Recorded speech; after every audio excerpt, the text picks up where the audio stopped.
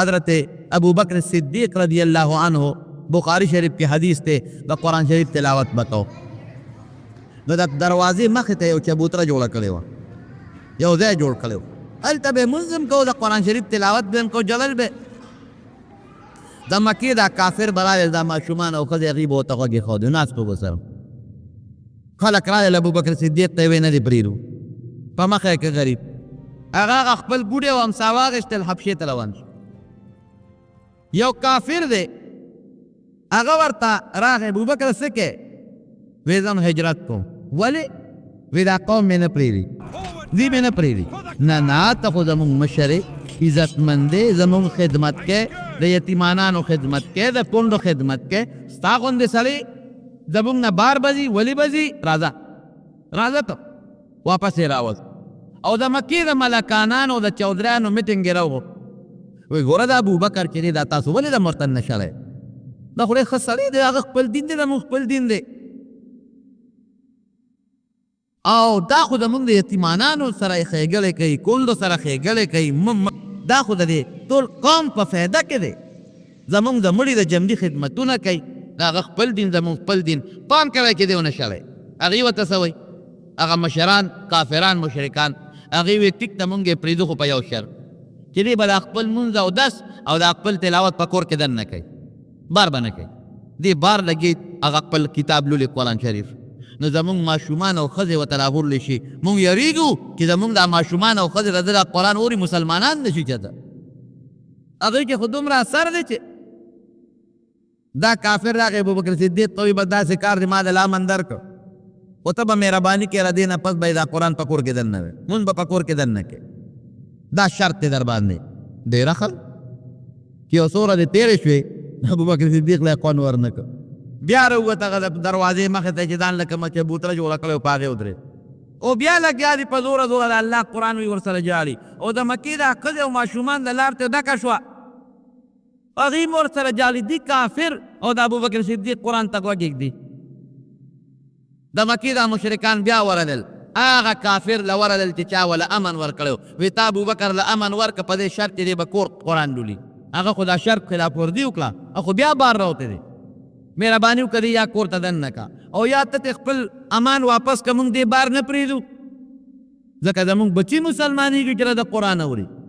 زمونږ ښځې مسلمانېږي چې د قرآن اوري. سړی راغی ابوبکر صدیق ته وویې وی صاحب تا له خو ما دا شرط لګولو چې ته به په کور کې دننه تلاوت کې بار به نه کې، تا خو بیا د شرط خلاف ورزي وکړه او کافر دې بار نه پرېږدي، یا خو داسې وکړه چې کور دننه خپله تلاوت ته کوه، ځکه ته چې بار کې دا ماشومان او ښځې مسلمانېږي ستا په دې هېواد، او یا دا مهرباني وکړه چې ما ته خپل امان واپس کا، بیا ته پېښه او د مکې خلک پېښه. ابوبکر صدیق ورته ما تا ته خپل امان واپس که، ما له د الله او د رسول امان کافي دی، خو زه به تلاوت همدقه دروازې کې مخکې کوم، دا زما کور دی او زما د کور مخه ده، او که څوک ورته غوږ ایږدي کېږدي دی او که څوک نه ایږدي نه دې ایږدي. زما روم یو ګڼ شمېر سره د حضرت عثمان غوندې شخصیت، حضرت عثمان غوندې شخصیت رضی الله عنه یو ګڼ شمېر خلک صرف د ابوبکر صدیق د قرآن په اورېدو باندې پروردګار مسلمانان کړل. د قرآن خو والله دومره برکت دی چې د حد نه دی. د مکې مکرمې نه نبی علیہ السلام لا هجرت نه دی کړی او یو ډلې مدینې شریفې ته ولېږله. مدینه شریفه کې یو مسلمان دی اسعد ابن زراره رضی الله عنه، د هغه په کور کې دیره شو، دا لا حضور پاک هجرت نه دی کړی خو صحابه ولېږل او د اسعد ابن زراره کور کې دیره شو. الحمدلله هلته د مدینې خلک خبر شو، هغوی یو میټینګ راوغوښتو، دارب الدین ساعده ورته وایي هلته ناست دي هلکه د اسعد ابن زراره د مکې نه څه خلک راوستی دی، هغوی خو زمونږ د پلار نیکه دین بدلی، وی یو خدای دی او قرآن دی او نبی علیہ السلام نوم اخلي په هغوی ایمان راوړی، دا خو څه نوي خلک راغلی دي، دا شړل غواړي، او که دا مونږ ونه شړل نو ممکن ده چې زمونږ د مدینې خلک ټول دغه دین ته واوړي. اسید ابن حضیر رضی الله عنه دغه وخت لا مسلمان نه دی، کافر دی، نوجوان دی، هغه ویل لکه داسې وکړې ما پرېږدې، زه ورځم او دا چا چې دا مسلمانان په دا کور کې دیر کړي دي اسعد ابن زراره زما دوست دی زه به یې پوه کړم وی بس که دې پوه کړه ښه که نه په ورځو پې په شریکه دا مسلمانان هم وجنو دا چې چا دیره کړي دا هم وجنو وی بس زه یې پوه یم اسید ابن حضیر وی تاسو کښېنئ هغې مجلس کې ناست دی ولرئ دروازې والا هغه اسعد ابن زراره والا راووت رضی الله عنه دی ورته ویې هلکه ما اورېدلي دي چې تاسو د مکې نه راوستي دي څه نوي دین والا او هغه نوي دین دلته خورئ زمونږ د پلار نیکه زوړ دین ختمی داسې دی چې ستا خلاف د ټولې مدینې خلکو میټینګ کړی دی او ناست دي نو یا خو دا خلک وشړه او که دا نشي چللی نو زما دوست دی زه باندې خفه کېږم نو ټول قوم ستا خلاف بلورې پرېږدي دي نه تا هم وژني او دا خلک مسلمانان هم وژني نو یا خو دا خلک وشړه او ګنې دا خلک ستا خلاف بلورې زم بیا ستا د دوستانې لحاظ نشم کوی زه هم د هغوی مرسته کوم اسد ابن زراره ورته وي سید ابن حضیر ورته یې وی مرګري ته خو مې دوست دی که نه وي وی داسې کار دی کسان لري بوزم او هغوی چې څه وي واوره که د هغې خبرې غلطي نو تی د مټه ونیسه وویشه تا ته اجازت دی او که خبرې ټیکي نو ولې را باندې بې ګناه خلک شړئ اسید ابن حضیر ورته دا خو هوښیاره خبره دا زه چې ورځو کور ته یې دننه که چې کور ته یې دننه که په هغې کې چې کوم مشر استاد و هغه مدرسې په دواړو سترګو لوند دی عبدالله ابن ام مکتوم صحابي دی رضی الله عنه په دواړو سترګو نابینا دی لګیا دی خلکو ته قرآن ښیي دا شیخ الحدیث دی دا شیخ القرآن دی دا زمونږ د مدرسې مشر دی او ورونو دا څوک دی دا مشر عبدالله ابن ام مکتوم په سترګو ړوند نابینا د قرآن حافظ د مکې نه راغلی دی خلکو ته قرآن ښیي چې دی ورغې اسید ابن حضیر هغه اسد ابن زراره هغه کوربه ورته وایي وی زما را دوست د ته یو څو خبرې وکړه هغه ورته وی ډېره ښه نو د قرآن شریف تلاوت یې ورته شروع کړه چې تلاوت یې شروع کړه دا اسید ابن حضیر چپ شو وی دا تا ما ته څه واورول وی دا زمونږ کتاب دی قرآن ورته وایي وی دا کم دی وی دا زمونږ پیغمبر دی محمد رسول الله صلی الله علیه وسلم په هغه الله نازل کړی د هدایت کتاب دی یاره وی داسې خبرې داسې کلام خو ما چېرته نه دی اورېدلی وی ستاسو د دین څه نوم دی وی زمونږ د دین اسلام دی او وی تاسو څه وایې مونږ دا و چې الله یو او دا چې ما درته څه ولوستل دا د الله کتاب او دا چې په نو په الله ایمان یو دی او په دې کتاب ایمان چې دا د الله کتاب دی او دا کتاب چې په کوم پیغمبر راغلی دی هغه منل دا درې خبرې زموږ وی د دین نوم هم اسلام دی وی په دې کې په څه طریقه سړی داخلېږي وی به دغه کلمه شهادت به وی داخل بشي وی لاس راکړه هغه اسید ابن حضیر کلمه شهادت وی پروردګار مسلمان کو د قرآن د اورېدون چې مسلمان شو قوم په میټینګ راغوښتلی دی ولري ورته ودرېده وی څه چل دی او که سړی دې پوه کړه یاره وی هغه خو ډېر ښه خلک دی هغې خو ډېر رښتیا خبرې کوي او امام په ایمان راوړه ملګری شم خدای مونږ لېږلې سله وې او دا پتا خو د هغوی اثر وشو بل یو کس پاسېده سعد ابن عباده رضی الله عنه د خزرج قبیلې سردار او مشر وی داسې کار دی دا اسعد ابن زراره زما د ترور زوی دی زه ورځم زه پوه یم که ما پوه کړه خو ډېره ښه ده که ما پوه نه کړی شو نو زه به ستاسو ملګری یم د هغه سره چې تاسو جنګ کوئ زه به مو سره کوم ډېره ښه تاسو کښېن دی ورغی اسد ابن زراره ته یې دروازه ووهله بار وله راووته ترور زوی هم اورېدلي دي چې څه خلک تا راوستی دی مسلمانان ورته وایي او هغې څه نوې خبرې کوي او زموږ د پلار نیکه زوړ دین بدلوي دی ګوره ماما زویه داسې کار دی ته راشه په خپله د هغې خبرې واوره که دا خلک غلط و تا له اختیار در کوم ویې شړه او که خلک ټیک و نو ولې را باندې بې ګناه خلک شړې وی دا خو هوښیاره خبره ده ورننوت چې ورننوت همغه نابینا صحابي عبدالله ابن ام مکتوم هغه ته وی لږ د قرآن تلاوت ورته وکړو هغه ورته صاحب د قرآن شریف تلاوت شروع چې تلاوت یې شروع کړه هغه سعد ابن عباده چې څوک په جوش کې راغلی چې دا به شړو او ورته وی دا څه شی دی وی دا د الله کتاب یاره ما خو د دنیا خبرې اورېدلې دي وی دا رښتونی کتاب معلومیږي ستاسو د دین څه نوم دی اسلام وی په دې کې او په کومه طریقه داخلېږي سړی دې کلمې شهادت به وي اشهد ان لا اله الا الله واشهد ان محمدا عبده ورسوله بس ور داخل بشي وی دا رښتونی کتاب دی او معلومیږي دا چې ستاسو دین رښتیا دی لاس راکړه لاس یې ورکړه هغه بیا آیتو کې پروردګار د قرآن په اورېدو هغه مسلمان کو راغی اوس قوم ناست دی دې ورته مخامخ ودرېد قوم ته وایي ټول اوس په زرګونه خلک ناست دي په دارې بني ساعده کې لوی اجتماع ده تورې په لاس دي چې ورځو دا مسلمانان وجنو شړو یې دا مشر ورته سعد ابن عباده وی بچې زه څنګه سړی وی ته خو د قوم زمونږ مشر یې وی نه د هوښیار یم که قمقل نه نه وي ستا غوندې هوښیار سړی بل کم وی که زه یو فیصله وکړم زما خبره به منې د هغې خو دا مطلب و چې دوی به راته وایي چې راځئ چې پرې ورځو د انقلاب ته خور ته خوشحاله زنده‌باد و دوی به راته دا وایي جي بلکل ته مخکې کېږه مونږ درپسې یو ته چې څه هلکه ګوره یوازې مې پرې نه دی ګوره کلکولې نه نه جي کې ته څه وایې مونږ ستا تابعدار ته خو مونږ بوځه او تورې راکړه چې د سره ځو که نه ځو وی ښه داسې کار دی چې د هغې څلور خبرې ما واورېده د هغوی هغه کلام مې واورېده د هغې نوم قرآن دی او د پیغمبر نوم یې محمد دی صلی الله علیه وسلم او رښتونی دیني دی او زه خو یې ملګری شوم ما خو په ایمان راوړه او تاسو ته هم وایم چې ایمان پرې راوړئ مسلمانان شئ جناب په هغه مجلس کې په زرګونو خلکو په یک دم ټول الله مسلمانان کلو کلمه شهادت وي دا د قرآن برکت حضور پاک مبارک کی مدینه شریفه ته مدینه منوره فضا اواره وه ماشومان او جنکو او هلکانو استقبال کو دا د چا برکت شو د قرآن شریف په سچه چې د قرآن شریف تلاوت څوک کوي هغه له خوند او هغه له پله کې لاره وباسي او چې څوک یې اوري چې دی مسلمان یې او د زړه په نیت یې ورته غوږ کېښوده قسم دی چې د هغه په زړه کې به هم اثر کوي لارې به پکې وباسي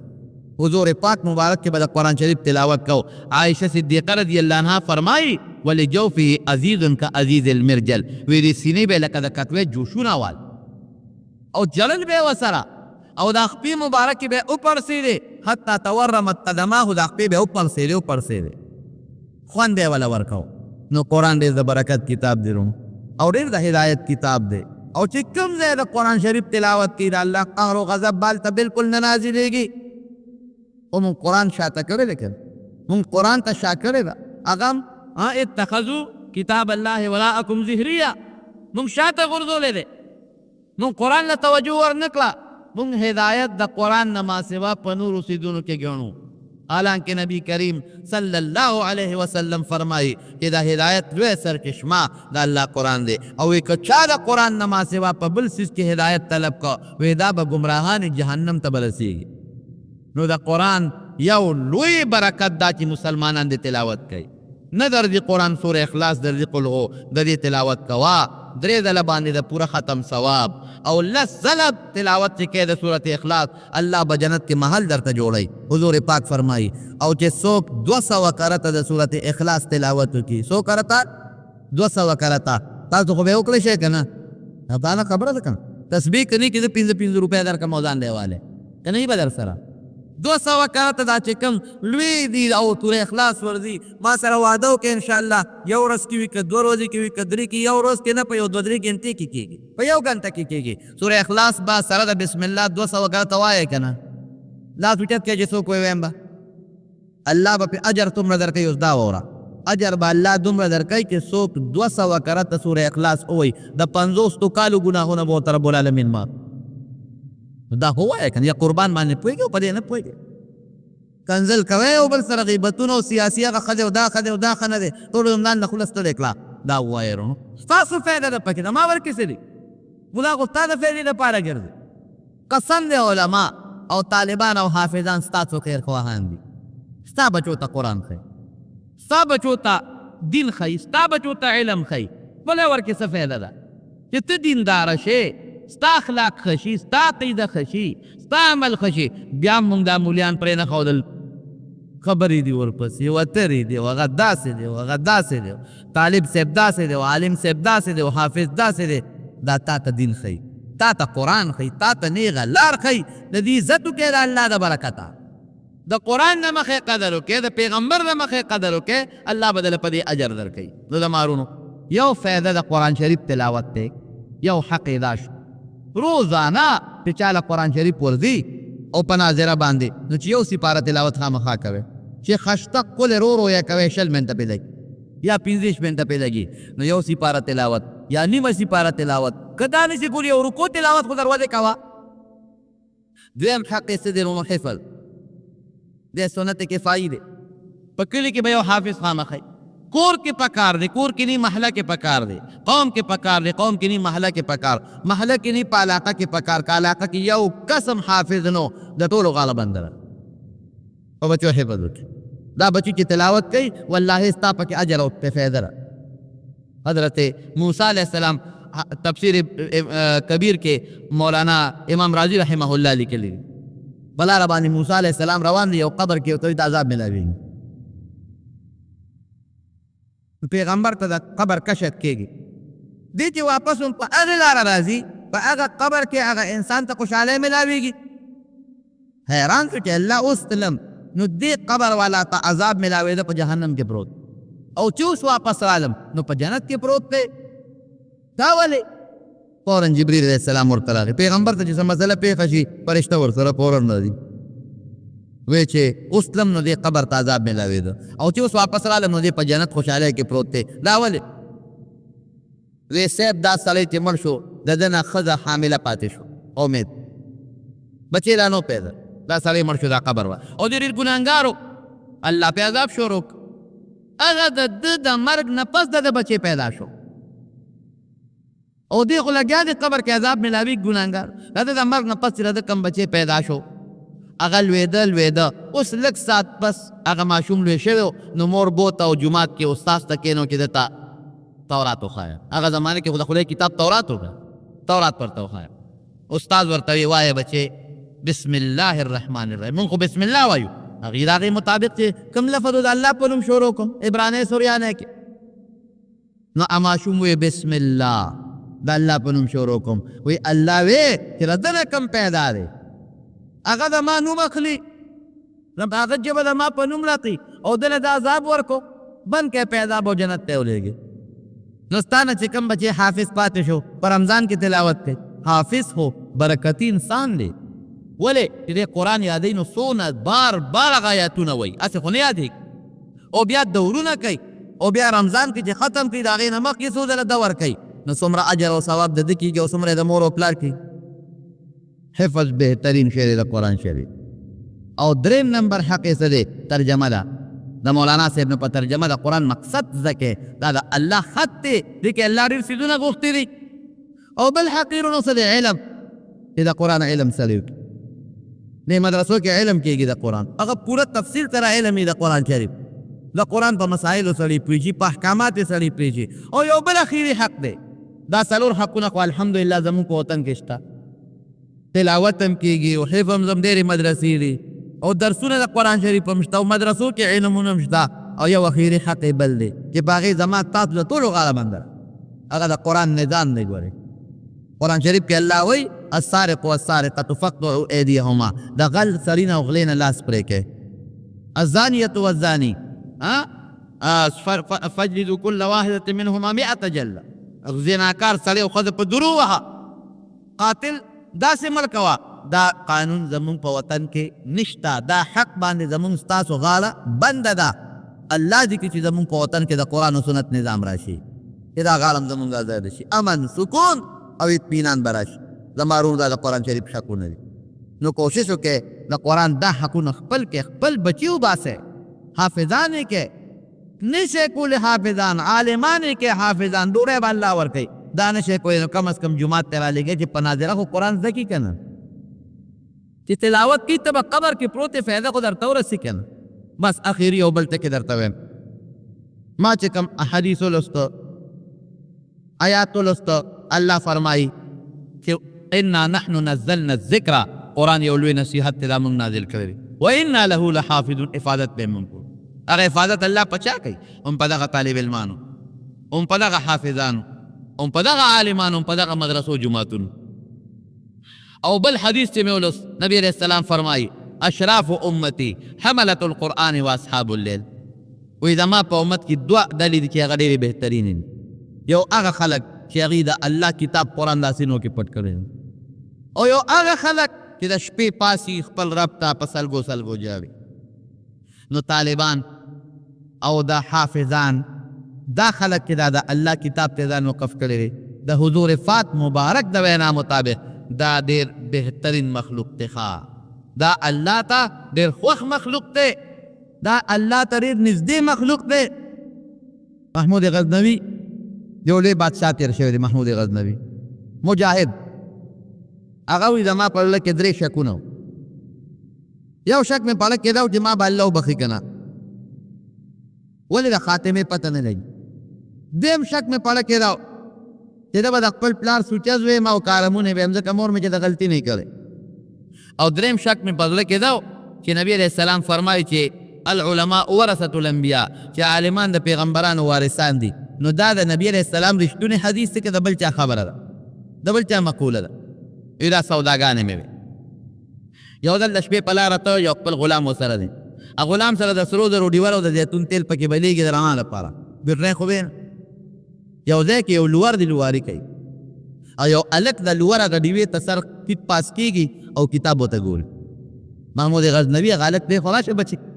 څه کې وی صاحب سبق یادوم. ای سبق کور ولې نه یاد دی؟ وی چې ډیوه راکاره نشته، د دې لوړ دی ډیوې ته د شپې ګورم.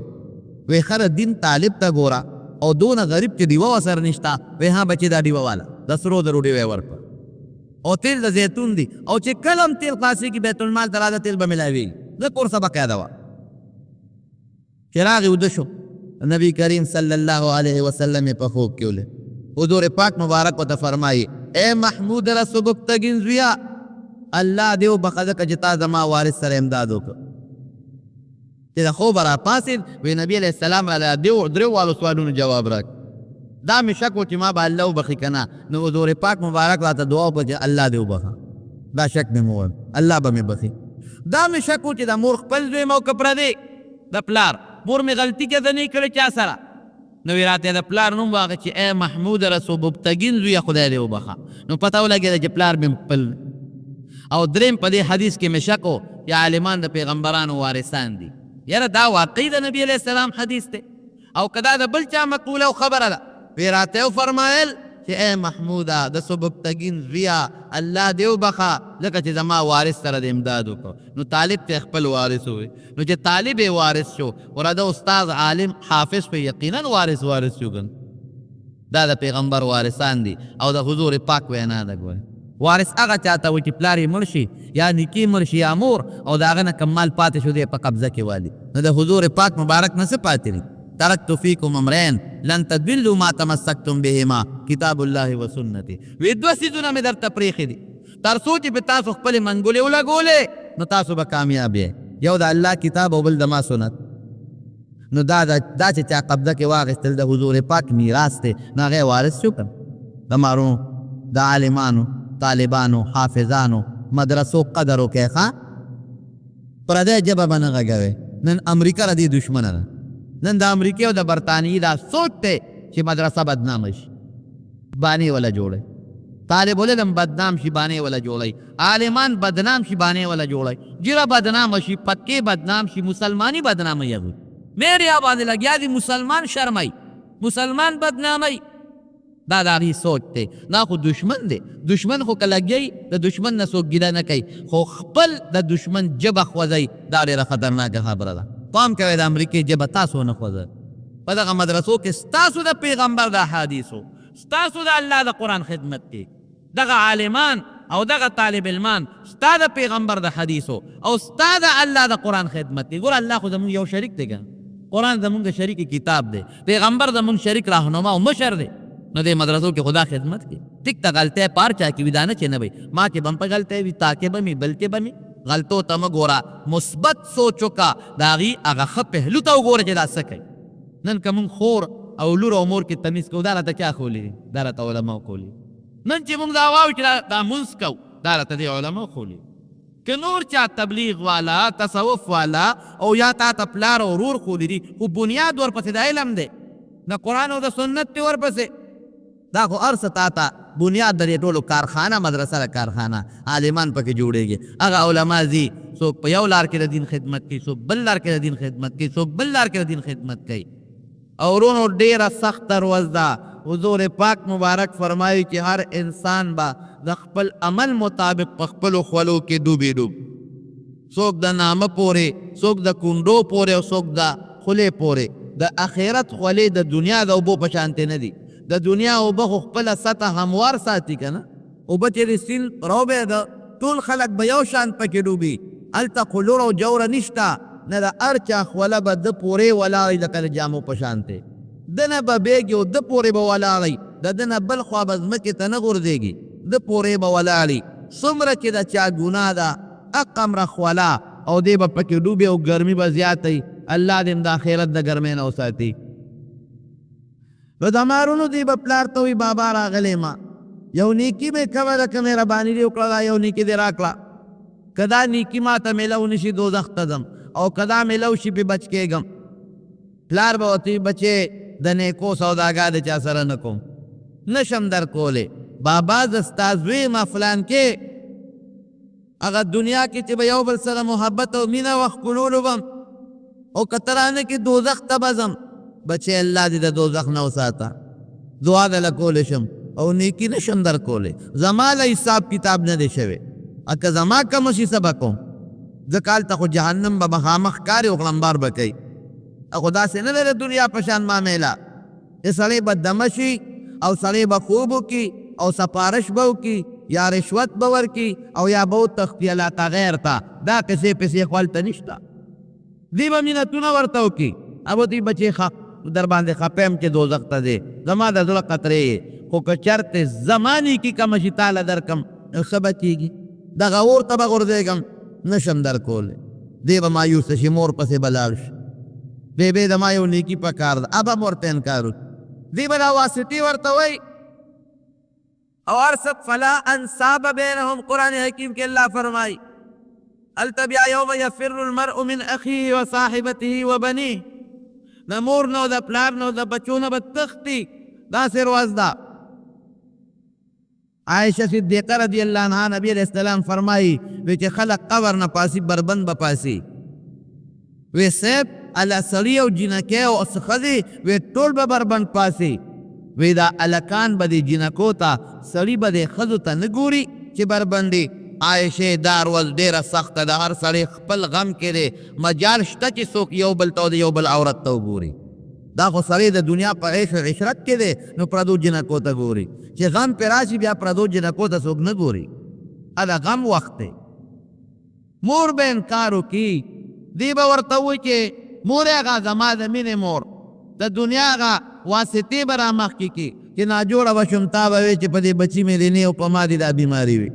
وی بچې در باندې خفه یم ډله قطرې مې که دوزخ ته غورځېږي در سره زه سوځم خو نیکي نشم در کولی. دا مخامخ برلارو جهنم ته به څوک ټینګېږي. که زما کمه شي څه به کوم. بیا به لاړ شي په زامنو په بچو پسې. زامنو بچو ته به مینتونه شروع کړي چې بچو نیکي راکې. هغې به م ورته انکار وکړي. دی بچې ستاسو پلار نه د خو ستاسو د برکته غر کېمه. واقعي دا مشران دا سپینګیري د چا د لاسه برباد دي د بچو د لاسه.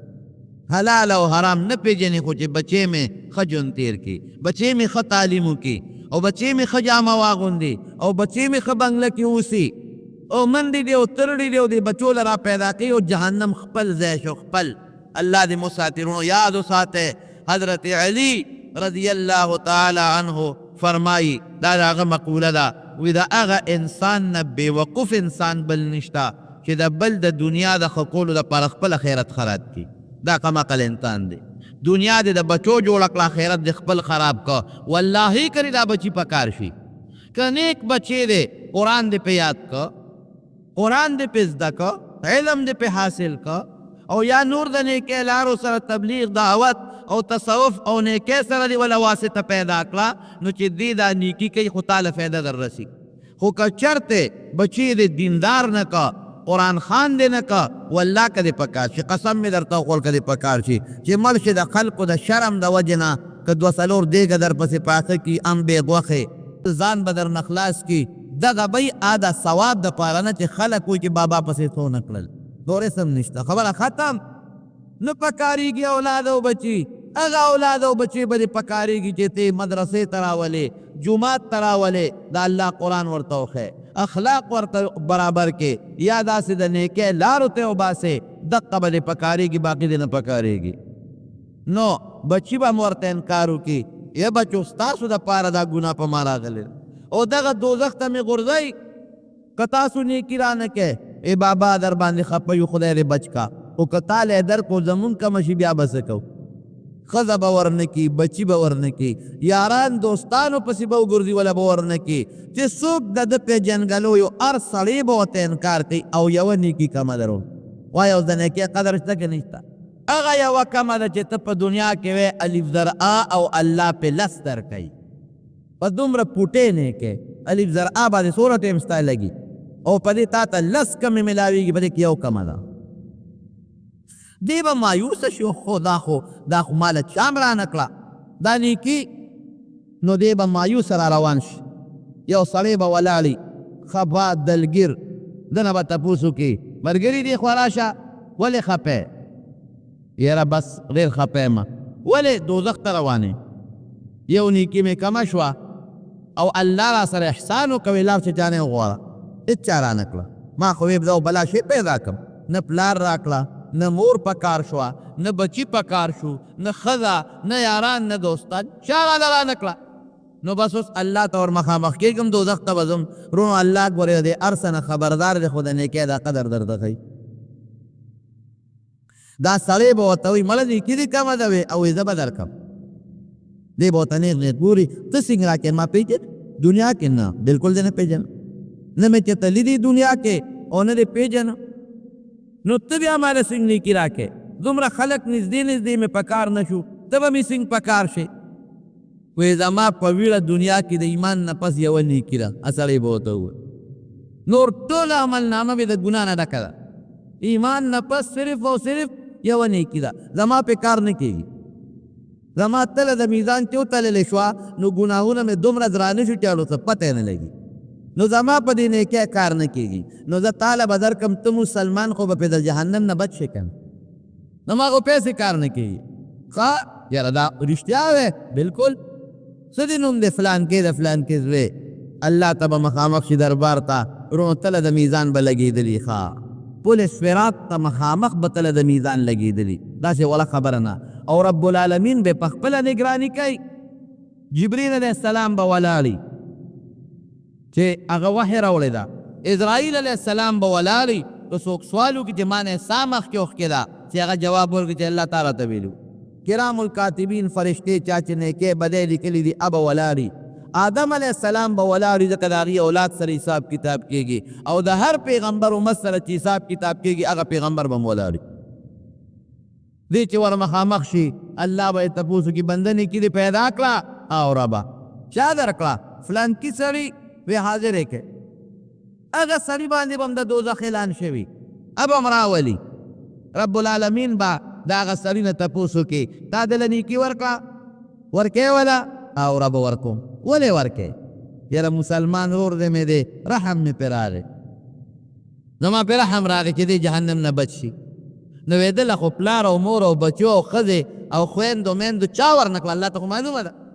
تی څنګه ورکې؟ ای پروردګاره زما د ایمان نه پس یوه نیکي ده، نو زما پیسې کار نه کېږي غر کې یم دوزخ ته روان یم. پرېږده دې مسلمان باندې رحم کوم دا یو خو به دوزخ نه بچ شي که نه؟ الله به وفرمایي دغه انسان ته چې ښه تاله خو ده نیکي درکړه ستا خو دا یوه کمه وه دته خو جنت ته ځه ستا قصه خو سمه شو. او دی بل ته به و چې ښه نو تا په دې مسلمان رحم وکړو او الله رحم مې پرې وکړو نو ستا نه زیات رحم کوونکي خو زه یم. الرحماء يرحمهم الرحمن ارحموا من في الارض يرحمكم من في السماء. رب العالمین نبی کریم صلی الله علیه وسلم فرمایي چې تاسو په مخلوق د خدای رحم وکئ اسمان والا رب به تاسو باندې رحم وکړي. او چې څوک په یو بل رحم کوي الله به په هغوی رحم کوي. شته نن په مسلمان کې رحم جواب راکوي؟ نشته رحم. نن مسلمان ته ټیپر هم نه ښکاري، یو غرس ته وباسي پټ ورته ناست یو ډس ته وباسي. عزت ته مسلمان د لاسه محفوظ نه دی، بچی د مسلمان د لاسه محفوظ نه دی. هندو امریکنۍ دلته نه راځي دا مسلمان د هر څه کوي. مال د مسلمان د لاسه محفوظ نه دی. غلا او ډاکه چې کوي مسلمان یې کوي. دې جومات ته دروازه ولې لګېدلې ده؟ هغه ولې لګېدلې ده؟ دا خو د خدای کور دی. هر جومات ته او مدرسې ته دروازې لګېدلې دي او غته جلنده ورته مونږ دا ولې؟ جواب راکړې راله ولې ورته جلندې وو؟ غلا نه یېرېږي داسې ده که نه ده؟ ولې ورته جلندې وو؟ غلا نه یېرېږو که نه؟ دې خلک غلا ونه کړي. هلکه دا خو د خدای کور دی، دا قرآن شریف خو د الله دی، دا لوډ سپیکر کې خو د الله دین بیانېږي، دې پکې ته خو د الله منځګزار مونځ کوي. نو دا غل د جومات نه غلا کول الله اکبر دا به چې تا د هندوستان نه راغل راځي نو د روس نه به راځي نو نه جي نه د هندوستان او د روس نه نه راځي دا د دې پلوسی دی دا د دې علاقې دی او دا علاقه کې چې هندو به اوسېږي نه جي هغه هم کلمه وایي مسلمان دی ماشاءالله مسلمان د مسلمان نغلا کول او مسلمان د الله د کور نغلا کول او مسلمان قرآن شریفونه پلی کول او په هغې خپې ښودل او د جومات نه پکې کوزول الله اکبر ولله الحمد دا زموږ مسلمان دی 10 روپۍ ګټم 20 روپۍ ګټم دا رزق به یو سې بچو ته به کېدی بچې دا ما د خدای په قرآن خپې ښودې ده او پکې مې کوز کړی دی او په هغې مې درنه دا 20 تالانه غشتې دي بچې دا مې د جومات جانماز پټ کړی دی هم یې خرڅ کړی دی او دا ګوښه مې په هغې درته راوړې ده بچې دا مې پردي بچي بېګا وهلې دي او د هغې نه مې دا مال پټ کړی دی او تاله مې دا میوه راوړلې دی خوره څومره خوند به کوي الله اکبر سوچ نشته مسلمان کې رحم کم دی رحم موږ نه کوو په مسلمان ځکه خو په موږ د خدای قهر و غضب ورېږي که نه قهر و غضب ورېږي که نه پکې رحم نشته بیا اوچو سره خو بیا لاندم سوځي رحم دلم بیا سوځي رحم نشته هلکه بجلي نشته د خدای قهر هلکه باران نه کېږي د الله غضب هلکه ګرمي ده دا د خدای قهر هلکه مقدمې دي تاریخونه دي او روزانه منډې دي د خدای غضب هلکه 15 منه ټوپک مې په سر دی دا د خدای قهر او غضب پلانکي هسپتال کې مې هلته مریض پلانکي کې هلته مریض دا د خدای قهر او غضب ولې رحم ممکن نشته ارحموا من فی الارض د ځمکې په مخلوق رحم وکړه اسمان والا ذات په تاسو باندې رحم وکړي دا زما وینا نه ده دا د رسول الله مبارک وینا نه ده هغې استی کې هغه دروغ نه وي او رښتیا و نبی علیه السلام مبارک فرمایي وی الله راته جهنم وښو جهنم یو ښځه وه پیشو یې مړه کړې وه جهنم کې پرته وه او هغه پیشو پې لګیا وه چکونه یې پې لګول ولې وی پیشو یې تړلې وه نه خوراک ورکو نه یې پرېښوده چې ځان له په خپله ښکار وکړي هغه پیشو د لوږې نه مړه شوه پروردګار هغه ښځه د هغه پیشو د لارې وجې نه جهنم ته ولېږله وی ما په خپلو سترګو حضور پاک مبارک فرمایي ولیده چې هغه پیشو پې چکونه لګول مخې ته شوکاو او دوزخ کې سوځېدله ښه بله ښځه مې ولیدله ګناهګاره بخاري شریف کې حدیث دی بله ښځه وه په لاره تله تږې وه یو ځنګل کې ورته کوي ښکاره شو چې هغه کوي له ورله نو چې ګوري نو برقه نشته په کوي برقه نشته او یو سپی د تندې په مخ اغشتی دی سپی ژبه یې دومره بار رستی ده او د تندې د وجې نه هغه سپی د کوي په غاړه چې کومه خطه د هغه خوري هغه ساتي یاره دا ښځه وایي چې زه څنګ تږې معلومېږي دا چې دا سپی م هغسې تږې دی زر یې موزه وویسته موزه او هغې پورې خپله لوپته وتړله برقه نشته پکې وي او هغه موزې ښکته که او د پینې پکې اوبه راویستې او هغه سپي ته یې هغه اوبه واچولې هغه سپي هغه اوبه وڅکلې سپي یې مخکې سیراب کړو وروسته یې ځان سیراب کړه رسول الله مبارک فرمایي د هغه سپي باندې ښځې رحم وکړه سیراب یې کړه الله هغه ګناهګاره مومسه حدیث کې راځي هغه د جهان ګناهګاره ښځه د هغه سپي د رحم د وجې پروردګار جنت ته ولېږله رحم داسې شی دی مچان وجل جیز دي ګورې ګناه نه ده مچ سړی وجل ځکه دا خو دا بیماری ته پیدا کېږي هیزه او بلبل لیکن د انسان نیت ته ګوره انما الاعمال بالنیات یو سړی چې خوب کې ولید وی الله د سره څه وکړل یاره وایي په یو معمولي عمل یې وبخله په یو ډېر معمولي عمل پسې یې وبخلې وی چې الله راته ووایي چې یو ځل دې په مچ رحم کړی دی ما وبخلې څنګه صحیح مې راواغېسته په مشوانه کې مې قلم ګنده کړه او په هغې مې خط لیکه خو چې قلم مې راوچت کړه یو مچ راغې په قلم په سوګه کېناسته هغه صحیح یې اسکله ما وی راشه یاره د خدای مخلوق دی او دې وخت کې تږی دی یا اوږې دی پرېږده چې دا صحیح اوس کي لږ ساعت مې ورته قلم ونیوه چې مچ مور شو پاسېده ما بیا خط شروع کړه الله وی دغه کار دې کړی په دې مې وبخلې جنت ته ده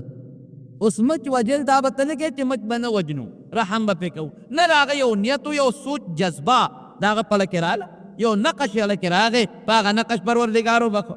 رحم به په مسلمان کې الله به در باندې رحم کوي ارحموا من فی الارض د ځمکې په مخلوق رحم وکړه یرفعکم من فی السماء اسمان والا ذات په تا باندې رحم وکړي الرحماء یرحمهم الرحمن چې څوک په یو بل رحم کوي رحمان ذات په هغه انسان باندې رحم کوي نو پروردګار هغه سړي ته وایي وی تا په د رحم وکړه د خو نیکي برابر شوه دی خو دې جنت ته او تا پې رحم وکوې او نو ستا نه زیات رحم کوونکي خو زه ما بېشکه پروردګاره زه اگر چې ایمان دې دی نور دې هېڅ نیکي نشته د ګناه نه ډکې یوه هم ده نه لاړه خو تا په ده رحم وکړه زه په تا کوم بې حسابه بې کتابه جنت ته ځه د محروم یو رحم په کې پیدا کړي بې رحمي ډله نه وباسئ غضب ډله نه وباسئ مسلمان سره ښېګړه کوئ ښه سلوک کوئ دویم د دې واقعې نه زما مقصد سو د نیکۍ قدر مې درته وښو دلته خو موږ پروا نشته په نیکۍ باندې لګیا یو ګناهونه کوو او پروا هم نشته ملا صاحب درته وایي سوره اخلاص لوله قل هو الله احد او چې درې ځله دې ولوسته د پوره قرآن شریف برابر اجر او ثواب به الله درکړي دومره نیکۍ به الله درکړي سوره یاسین دا چې دې ولوسته رب العالمین به په دې سوره یاسین د قرآن شریف د لسو ختمو ثواب درکړي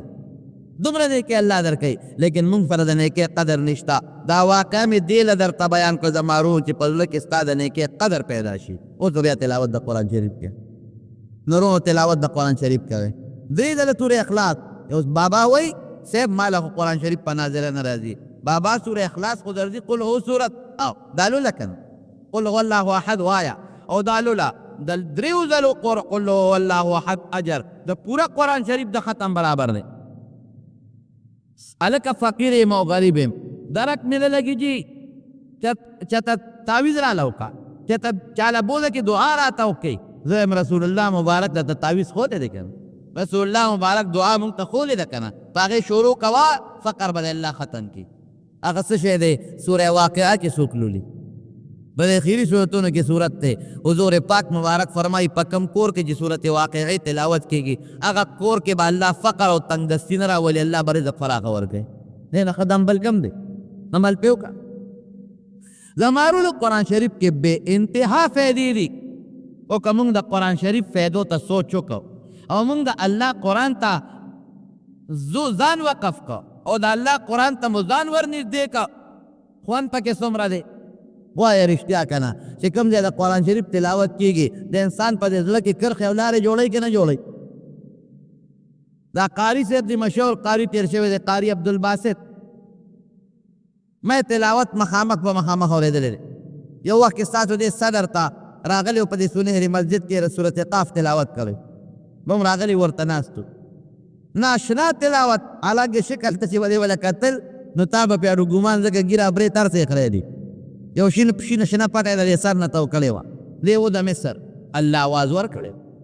یو عجیبه لهجه الله ورکړی وه یوازې د قرات او تجوید مهارت نه آواز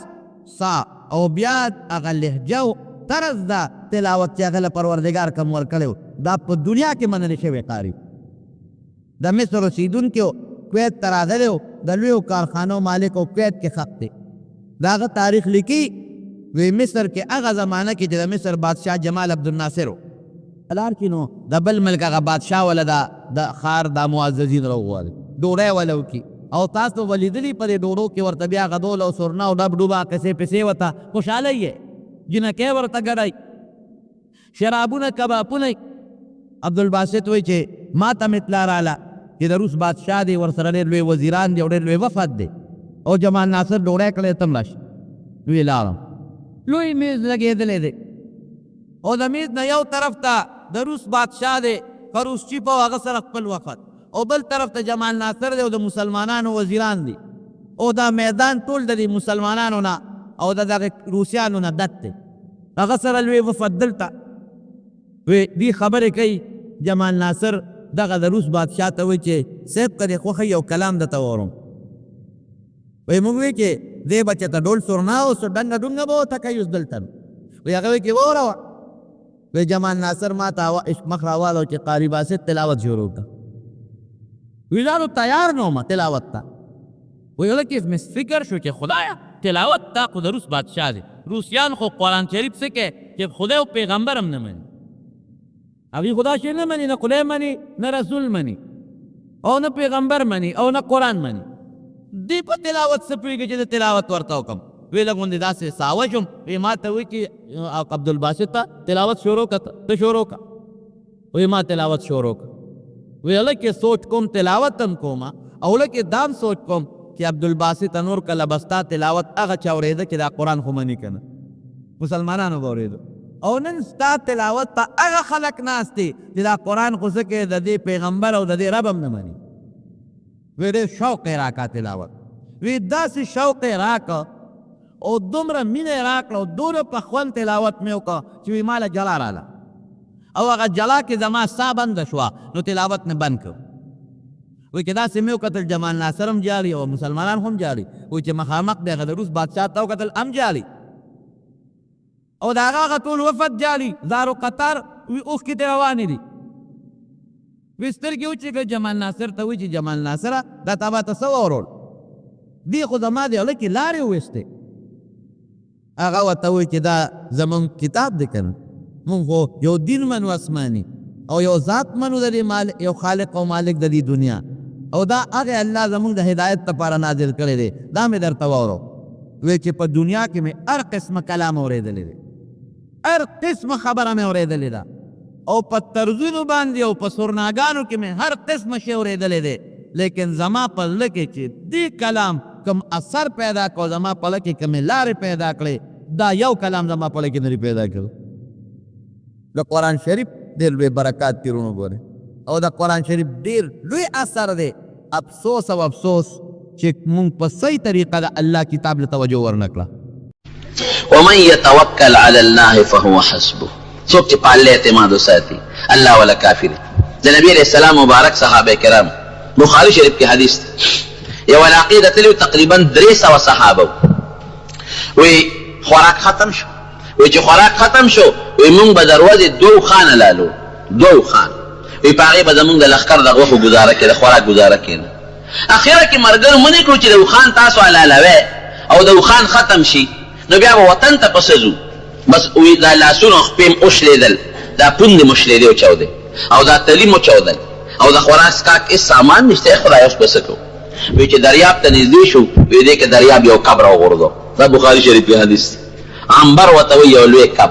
چې دریاب کب یو چپه واله دا سمندر دریاب چې دی مضبوطه چپه و یو غټ کب یې غاړې ته راوغورځو چې کب یې راوغورځو مونږ سره خو تورې په لاس کې وې بس په تورو مغه کب وو چې رانه دوباره دریاب ته ونه غورځېږي راټینګ وی هغه کب مونږ وخوړه او د هغې چې کوم ډلو هغې کې کوم اواز کوه وی په هغې به مخونه او لاسونه او پوندې غوړولې وی وجودونه هم ساربه شو. کب څونه دا 300 صحابه کرام او وی مونږه یو میاشت د دې کب غوښې وخوړې، یو میاشت. او مدینې منورې ته نبی علیه السلام لم لږه غوښه راوړه او اندازه د غټوالي دې نه لګوله چې وی د هغې 2 لشې م راواغېشتې 2 لشې نو یو بل سره مو درولې داسې مخامخ هغه دواړه لشې م بره څوک یو ځای کړی په ځمکه مو درولې چې دا به څونه اوچتوالي نو چې زمونږ په اوښانو کې کوم غټ اوښ او زمونږ په سړو کې کوم اوږد سړی وی هغه هم په هغه اوښ باندې سور کړ او وی د هغه لشو لاندې م تېر کړ وی سر یې ورسره ونه لګېد. دې ته کب وایي. زموږ په وطن کې دا مشهوره ده وی چې غټ کب یې به حلالۍ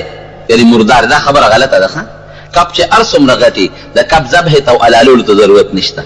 کبان د دریاب ټول حلال دي. ومن يتوکل علی الله فهو حسبه، دقسې رزق به بیا درکوي. ابراهیم ادهم رحمت الله علیه دا ادهم یې پلار و د بلخ د علاقې بادشاه دی. دا اوس چې ازبکستان او دا علاقې دي د دې ټولې علاقې بادشاه او ډېر نیک سړی و، عادل بادشاه و. الله به ډېر یادو. من کان لله کان الله له، څوک چې د الله شو الله د هغه شو. ومن يتوکل علی الله فهو حسبه، چا چې په الله باور اعتماد وکړه الله ولا کافي دی. د الله نه لوی ذات چې الله د چا لپاره کافي شي د هغه نه لوی ذات بل شته نشته. رونو یو ځل ته چا تپوس وکړو تا خو بادشاهي پرېښوده او په علاقو ګرځی دی وی داسې د خوند یو زه بادشاهي خو ټول د خوند او د مزو شو په دې فقیرۍ کې او په دا ګرځېدو کې او په دې هجرتونو کې داسې د لذت او د خوند چې ته واقع درته پېښه ده وی هغه څه شی دی ښه خوراک یا چې تا ته ډېر لذت په دې کې میلاو شوي او ډېر خوند درته میلاو شوي څه شی دی وی هغه یو ځل یو جومات ته لاړم وی د ماسخوتن مونځ مې پکې وکړ وی هغه جومات ته په وړی مې اوچتو وی چې مونځ مې وکړ نو هغه خلک ټول د جومات نه وتل وی مې چې زه خو مسافر یم په دې جومات کې به شپه وکړم وی د جومات هغه څوکیدار راغی ما ته چې ماما د جومات ته وځه مې چې زه خو مسافر یم چېرته لاړ شم دلته شپه کوم وی چې نه شپو جومات نه چې ته هوټل کې شپه کوه مې چې دا خو د خدای کور دی ستا د پلار هم نه دی نه ځم له دې جومات وی دا هغه سره په باس شو وی زه خو کمزوری یم ډېره موده ډوډۍ مې نه وه خوړلې کله لږه کله ډېره وجود مې ټپ شوی هغه وی مضبوط او سرب و وی د لاس یې ونیوم په زور یې د جومات نه ایستم او زه نه وتم وی دې پوړو له راورسولم د پوړو نه دیکه راکړه وی چې دیکه راکړه نو وی الاوړې پرېوتم نو د یوې پوړۍ نه به بلې راتلم او دې سر به مې وډک کو د بلې نه به بلې راتلم د بلې نه به بلې راتلم ځمکې ته راورسېدم وی قسم په الله چې د خوند وخت ما ته دقه میلاو دی چې وی دې سر به مې دې پوړۍ له یو ډک وکړو او د الله تعالی د کم علم او کم رازونه او کم کشفونه به د ما دې مازغول راتلل هغې کې چې به کم خوند وي دا مې په بادشاه کې هم نه دي لیدل اخره کې مکې مکرمې ته ورسېد مکه مکرمه کې بلا مریدانو ډېره د څلورو واړو طریقو په دې بزرګانو کې د دې ټولو استاذ پاتې شوی دی مشر نو هلته مریدانو چې د حج ورځې به شوې نو حج کې خلک زیاتي په نورو ورځو خلک کمي د دې مریدانو ته به یې داسې کار وسوکې چې اوس تاسو حرم خالي کړئ مېلمنو ته چې دي طوافونه عمرې کړئ مونږ به غاړې ته شو او یې ځای خشاک راوړی په بازارونو کې خرڅوی او په هغې چې کوم شی ګټی د حاجیانو مېلمنو خدمت به پرې کوو دی کار خو مریدان یې پوه کړي وی ګورې په دې طواف که تاسو کوئ نو حج کې خو د بار نه مېلمانه راغلي او ښځې هم پکې هلکان هم پکې نو ښځو ته به هم نه ګورئ او چې کم هلک داسې وي چې په مخ یې ګیره ني عربی کې امرت ورته وایي هغې ته به هم نه ګورئ دې مریدانو له به ټریننګ ورکړ وی ښه او یو خاص ځای مقرر کړ چې دلته به زه ناست دی قاجیانو به یې ډوډۍ خوړه خشاکونه به یې خرڅ چې دې کله لاړ د ده په ځای باندې د دغه رعیت د دې یو ماشوم زوی و د ده نه ماشوموالي کې پاتې و هغه رالوی شو د ده په ځای بادشاه کړ چې پلار یې عادل او انصافدار و اوس به دې زمونږ بادشاهي پلار یې د مور نه تپوس وکړه زما پلار هغه مور ورته ویلي چې اورېدلي مې دي چې اوس په مکه مکرمه کې دی بادشاهي یې پرېښې نو دې زوی اعلان وکړ چې زه حج له روان یم او که ما سره څوک په ملګرتیا کې په سرکاري خرجي ځان سره بوځم لویه قافله یې را روانه کړه چې څنګه رالل نو چې بیت الله ته سړی راشي خو لومبې به عمره کوي طواف به کوي مور ورسره ده د ابراهیم ابن ادهم ښځه چې د طواف عمره به وکړو بیا به پلار سره ملاقات وکړو لوی لښکر ورسره دی چې د بیت الله طواف او عمره کوله اتفاقا دغه وخت کې ابراهیم ابن ادهم هم طواف کو نو ده خو زوی په وروني کې پرېښی و خو د خدای شان دی د دې زوی دا بوی په دا پلار لګي اوس هم که دا ډېره موده پلار د په سفر کې پاتې شي او راشي که نه دا روز به خپل بچی نه پېژني خو چې دوه درې تېرې شي او غېږ کې واچوي چې هغه پنځه شپږ کاله چا له اوبولي هغه له توجه نه ورکوي هغه خپل پلار له بیا توجه ورکوي زمونږ دا پښتانه وایي که نه وایي د مور او د پلار دا خپله او دا بوی وي د دې پته لګي ده په وروني کې پرېښی او دې بچي ته خو دا پلار اړو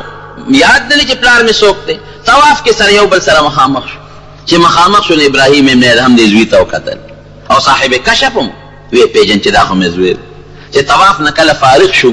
نامریدان ورته وی وی څه وی مونږ دې منې کړي یو چې ښځو ته به هم نه ګورې او بېګیرې هلکانو ته به هم نه ګورې او تا خو په طواف کې یو هلک هغه ته داسې په غور وکتل هغه خو ګیره برید لا نور راغلی اجامت یې نور راغلی او تا ورته په غور وکتل دا ولې او ښځه مو ورسره وه یاره وی ګمان دا کومه چې دا ما ته هغه زوی معلومیږي چې ما په وروني کې پرېښی دی او ده ته را تښتېدلی او دا د پړونې ښځه راته خپله کور والا معلومیږي وایي ځکه مې ورته وکتل دې راغی خپل ځای کې کېناست هغه چې کوم د ده مریدان و خشاکونه یې راوړل خرڅولې او پیسې به یې راوړې او په هغې به یې جاړله ډوډۍ کوله هغې هم رالل او زوی یې تپوس وکړ یا دلته یو سړی دی ابراهیم یې نوم دی او د پلار نوم یې ادهم دی چې دا به کوم دی خلکو ته خو دې معلوم اراده چې مونږ د سره ملاقات وکړو مریدان هم خوشحاله و چې دوی سره ډېره موده پس ملاقات کېږي او ښځې سره چې دی ورسره کېنو وی دا د ابراهیم ابن ادهم نه خو پېژن چې دا مې زوی دی نو هغه زوی وله په دې غېږ کې سر کېښود او ښځه ورسره خوا کې کېناست ښځه هم ورته وویل چې بس ته سړیه او ته راځه خیر دی بادشاهي مه کوه ستا هم دا ژوند خوښ دی بس بادشاهي مه کوه راځه دا کار هلته کوه ژوند خو به دې لږ د راحت وي جامه خو به دې لږه مزېداره وي خو ستا مخکې ژوند ته او شکل ته وګوره اوسني ته دې وګوره او زوی م ورته چې بابا هېڅ کار مه کوه صرف خدای یادوه خو موږ سره ځه وی دی ورته په ژړا شو دا د ابراهیم ابن ادهم تاریخ کې لیکي چې په ژړا شو وی د دم د سترګو نه اوښکې وبهیدې خامخا چې بچی چا ډېره موده پس وویني او بیا ورته جاړي لکې رحم راځي وی دا سر یې داسې اسمان ته پورته او سر یې راښکته کړه چې راښکته یې کړه لږ ساعت تېر شو د دوی جړی بنده شوه مریدانو ته ویې راشه دا لږ اوچت کړې چې هغې لږ اوچت کړه هلک مړ دوی مړ مریدانو تپوس کوي دا څه چلو شو دا هلک پس مړ شو وی چې دې کله ما دې غیږ کې پریوت کړ او د ما ته وینوي د مال کې ما خپل محبت او مینه رااله یو غیبي आवाज راته وشو چې داوا زمونږ د مینې کې او مینس کې د محبتونو او مینې نور خلکو سره دي بس وی الله ته مې مخ کړې مې چې خدایا د دې فتنې نه خو مې وساته انما اموالکم واولادکم فتنه قران حکیم کې الله او بل ځای کې وایي چې اموالکم زینة الحیات الدنیا مال او اولاد تاسو د دنیا ډول دی ګور کني ک اولادي خدای آخرت ته ګټه شو کبد اولادي د دنیا د ګټه ده آخرت ته په خراب نو ایباوي چې بس دوام قبول ده دې فتنې نه چې ما خدای خلاصي خو یا به ما وجنه یا به دې وجنه نو د پاک قبول شو ما پاک قبول نه شو الله چې دې باور او اعتماد وکړه بیا به نه په ګرمه پر وای نه به په یخنه پر وای دا بنوي یره ګرمي ده او دا مون به پکې ماسوتن مټول په یو ځای راوګرځو یره یخنی ده او یا یره تیار ده او دا زکات ته او دا خو بلا پیسې را نه دي او دا خو حج او بلا پیسې می برباديږي او دا خو رمضان ځکه ګرمي ده روزو سره بس کوم بیا به په دې پروا نه مقصد به دې چې زمال وی الله رضا شي ابراهیم ادهم رحمت الله علیه یو ځل خوب ولید دې خوبي یو سړی او د ویده خپل محل کې ما او یو سړی دې محل ته دن نشو او کله یو چت خيږي او کله بل چت وی ماته تاسو کې چې مرګري سکه وی اوخرانه روک شوی دی هغه اوخ پسې ګرځم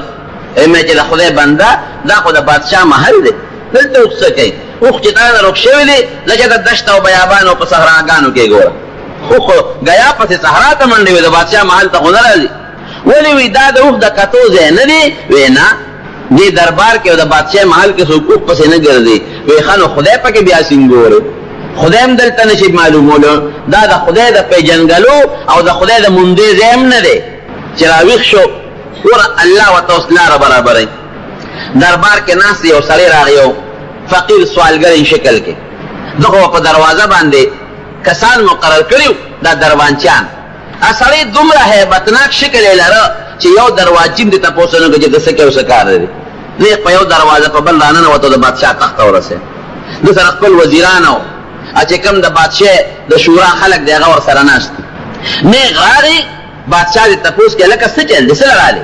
وې سیب مسافر مو دې سره لرالم دی وټل لشپه پکې کو ابراهیم ابن ادهم او ته وی چې دا سره خو نه ده روغه کې د لیوانه دا خو د بادشاہ محل د بادشاہ او دا می وزیران دي زه خار ته ودل چې د وټل کې بشپاو کې وې سیب دا سره نه ده وینا وستانه مخ کې په تخصو نه څوک ناستو وې زما پلا وې دا غنه مخ کې څوک وې فلان کې وې دا غنه مخ کې څوک وې فلان کې وې چې دومره خلک په یو ځای لال راشي هغه ته سره نه وې زه وته سړی روان شو ابراهیم نه دهن نو کرا دې سړی رولې سه دا سړی څه شو چې هغه په سمندې والے غیبی انسانو پیدا نه لکه سوچو چې واقعي ٹھیک تا په بادشاہ کې خدای ملاويږي هر چاته نه ګوري حضرت عمر ته ملاويږي حضرت ابوبکر صدیق ته ملاويږي حضرت عثمان غنی ته ملاويږي حضرت علی مرتضی ته ملاويږي رضی الله تعالی عنهم اجمعین حضرت عمر ابن عبد العزيز ته ملاويږي دا نیکان خلق ارسلینا هغه بادشاہ د وجه غافل شي بیا پیسو سره دولت سره محبت او مینه پیدا شي الله ته بیا یې بیا الله کوم نه یادېږي د خلکو کارونه به کې ک الله بیا ده د کله کې سوچو چې ټیک ته ډېر نیکان خلک او صحابه بادشاہان او قاضیان او مشران او امیران پاتې شوي دي هغه پکې خدای مونډل دي خو ما ته ګرانه ده بس پټ پټه د شپې وته بادشاہ یې پرې خو الله یاد راشه ځان لچته کېنم چې د شپې مله یادوم او دروازه مله هغه ته حالت معلومه زمونږ د وطن د بادشاہانو په شانتي نو چې کال تیر کی نو خلک په بیا خیره کوي نو بل راشي نو چې بل راشي او کال تیر کی نو خلک غیتم بیا خیره کوي چې خدای دینم خلاص کړي نو چې بل راشي نو بیا خلک وي خدای چې دا مردار وي بل لازم ولې انصاف زمون پر مشرانو بادشاہانو کې نشته ظالمان دي ظالمان او دا اغیار او د امریکای او د يهوديان او د عیسایانو جنتان دي که خدای پاکي مخ د امریکای نه بیت الله ته کې نو څه ایمان په امریکا راوړل په بیت الله او د خدای په ذات د ظالمانو ایمان نشته بهر کیف خلق وځي په ګرځیدل چې موږ بادشاہ به کوم دی چې موږ را پیدا چې دې تل ورپسې ګرځیدل د یو دریاب په غاړه ګیر او د سره یو زور صادر او ستن او سره هغه کې تار چول ځان له صادر ګند او وزیران ورته کې ناستل بادشاہ سلامت دا سکے فروغه کتل ونه بادشاہ په خلک پیسې ورکې منډه ترلې وای او محنت او مشقت کوي او تا بادشاہي پرېښوده موږ دې غواړو او د دریاب په دې غاړه کې پروت دی نه درته سوری شته او نه کوټه شته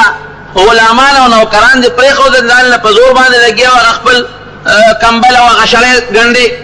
ابراهیم ابن ادهم ورته وایي تاسو څه خبر یې ما له الله ستاسو نه ښه بادشاهي راکړې وایي دا بادشاهي ده ډوډۍ به دې هم نه خوړلې دې جامو ته دې وګوره دې څادر ته دې وګوره وایي قسم دې چې ما له الله ستاسو نه ښه بادشاهي راکړې هغه ستن د تار نه وایستله او دریاب لوی دریاب هغې ته یې وغورځول ځکه نه وایي تاسو باندې زما بادشاهي ده ما بادشاه منې وایي او وایي دا ستن راله راوباسه هغې یو بل ته وکتل وایي د بادشاه صاحب په دماغو کې پرت راغلی دا د بادشاهۍ څه نه پرېږدي دی لیونی شوی ځکه چې ستن دریاب ته وغورځي ستن څوک د دریاب نه رایستی شي وایي راوباسئ که نه وایي صاحب ګوره مه کوه زه چې زوی علاج بدله وکړو ډاکټر او حکیم ته به دې وښایو او زه لیونی نه یم زه جوړ یم زه ستاسو ګورم چې زما په تاسو بادشاهي شته که نشته زما بادشاهي منې که نه ستن راوښکې شی که نه شی رایستی هغې وایي صاحب ستن به څوک راوباسي وایي ښه اوس ګوره وایي د دریاب کبان هغې ته یې واس کړې وایي ما یو ستن دې دریاب ته وغورځوله او که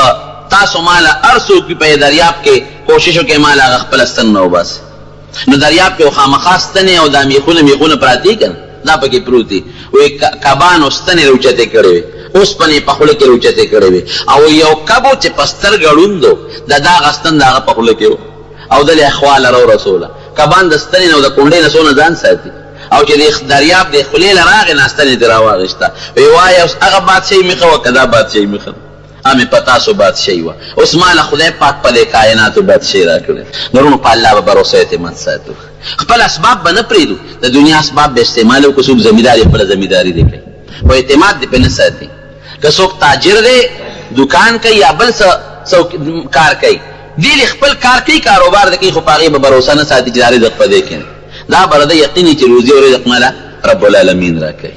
که الله وغواړي د دې ځمکې په دې غنمو کې او په دې غله کې او په دې دوکاندارۍ کې برکت په پیدا کړي ماله به ترې روزي راکړي او که الله وغواړي سپم نه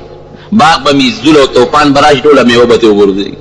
غنم به مې تیاري بارانونه او ګلی به پرې راشي سپم پکې ونه شي نو اسباب استعمالول خو اعتماد په اسبابو نه کول اعتماد په لوی الله کول دې ته توکل او اعتماد او بروسه وایي الله دې زمونږ په لوی ذات بروسه پیدا کړي ګوره ما درته مخکې وي چې زمونږ رزق زمونږ ژوند زمونږ مرګ زمونږ خوب زمونږ ویښه زمونږ عزت زمونږ ذلت زمونږ هر څه د الله په اختیار کې دي چې په الله د اعتماد وساتو دا ټول بر الله تابع کړي او چې په الله د اعتماد نه وګرځو پسې منډې وه دعا وکړئ چې الله په موږ رحم وکړي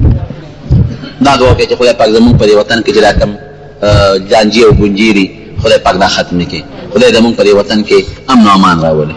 خصوصا په سوات او دیر بونیر باجوړ کې الله امن راولي او دا متاثرین مهاجرین خپل وطن ته په خیر واپس کړي دعا وکړئ چې څوک مریضان دي الله تعالی شفا ورکړي قرضداران د قرض نه خلاص کړي زمونږ د حلال رزق نصیب کړي خدای موږ د هر قسمه قهر او غضب آفت او مصیبت نه محفوظ وساتي د دنیا د آخر خیر هم نصیب کړي او د دنیا د آخر د فتنو د شرونو مصیبتونو نه محفوظ وساتي آخر وخت ګرانو محترم اوریدونکو